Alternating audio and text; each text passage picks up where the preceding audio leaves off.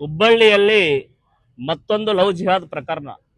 Sameer ಬುದ್ಯಾಲ್ ಅಂತನ್ನುವಂತ Muslim ಹುಡುಗ ತನ್ನ ಮೊಬೈಲ್ಗಳಲ್ಲಿ ಸಾಕಷ್ಟು ಹಿಂದೂ ಹುಡುಗಿಯರ ಫೋಟೋಗಳನ್ನು ಇಟ್ಕೊಂಡು, ಅಶ್ಲೀಲ ಫೋಟೋಗಳು ಹೇಗೆ BF ವಿಡಿಯೋಗಳು ಇರ್ತವೆ ಆ ರೀತಿ ವಿಡಿಯೋಗಳನ್ನ ಇಟ್ಕೊಂಡು, ಮತ್ತು ಗಾಂಜಾ, ಯಾವ ರೀತಿ ಗಾಂಜಾ ಅಂದ್ರೆ ತನ್ನ ಕೈ ಸೈಜ್ ಉದ್ದ ಇರುವಂತ ಅಷ್ಟು ಸೈಜ್ ಅನ್ನ ಗಾಂಜಾವನ್ನ ಫೋಟೋವನ್ನ ತನ್ನ ಮೊಬೈಲ್ ನಲ್ಲಿ ಇಟ್ಕೊಂಡಿದ್ದಾರೆ. ಸಮೀರ್ ನಮ್ಮ ಹಿಂದೂ ಕಾರ್ಯಕರ್ತರು ಅವನು ಹಿಡಿಲಿಕ್ಕೆ ಹೋದಂತ ಸಂದರ್ಭದಲ್ಲಿ ಮನೆಯಿಂದ ಓಡಿ ಹೋಗಿದ್ದಾನೆ. ನಾವು ಅಶೋಕ್ ನಗರ ಪೊಲೀಸ್ ಸ್ಟೇಷನ್ ಇನ್ಸ್ಪೆಕ್ಟರ್ಗೆ ಈಗ ಭೇಟಿಯಾಗಿದ್ದೇವೆ ಬಜರಂಗ ದಳದಿಂದ ಮತ್ತು ಹಿಂದೂ ಪರ ಸಂಘಟನೆಗಳಿಂದ.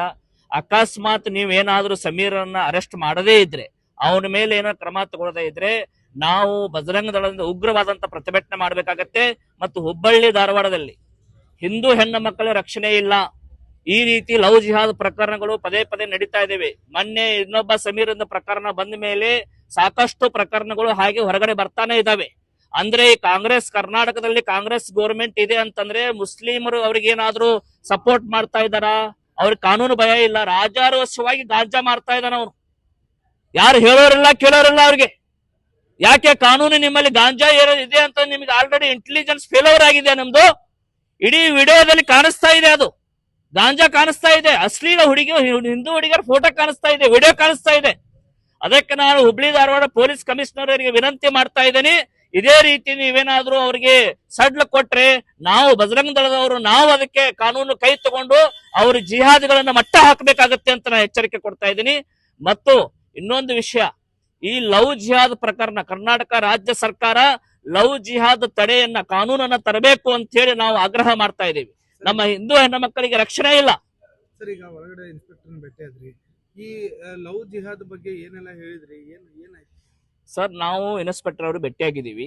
ಈಗ ಅಶೋಕ್ ನಗರ ಪೊಲೀಸ್ ಇನ್ಸ್ಪೆಕ್ಟರ್ ದಯಾನಂದ್ ಅವರು ಏನ್ ಹೇಳಿದ್ದಾರೆ, ವಿಡಿಯೋದಲ್ಲಿ ಎಲ್ಲಾ ಫೋಟೋಸ್ ಗಳನ್ನು ನೋಡಿದ್ದಾರೆ.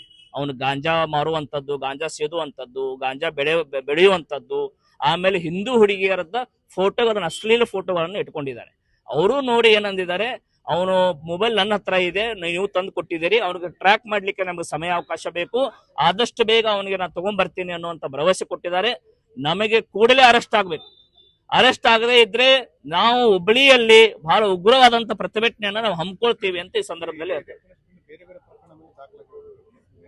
ಆತನ ಮೇಲೆ ಬೇರೆ ಬೇರೆ ಪ್ರಕರಣ ಕೂಡ ಇಲ್ಲಿ ದಾಖಲಾಗಿದೆ ಅಂತ ಹೇಳಿ ಮಾಹಿತಿ.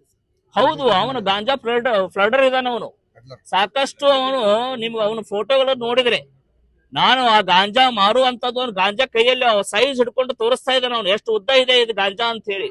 ನಾನು ಹೇಳುದು, ಯುವಕರು ನೀವು ಡ್ರಗ್ಸ್ ಮುಕ್ತ, ಗಾಂಜಾ ಮುಕ್ತ ಅಂತ ಹೇಳಿ ನೀವು ಸರ್ಕಾರದವರು ನೀವು ಇದು ಮಾಡ್ತೀರಿ, ಕಾರ್ಯಕ್ರಮಗಳನ್ನ ಮಾಡ್ತೀರಿ.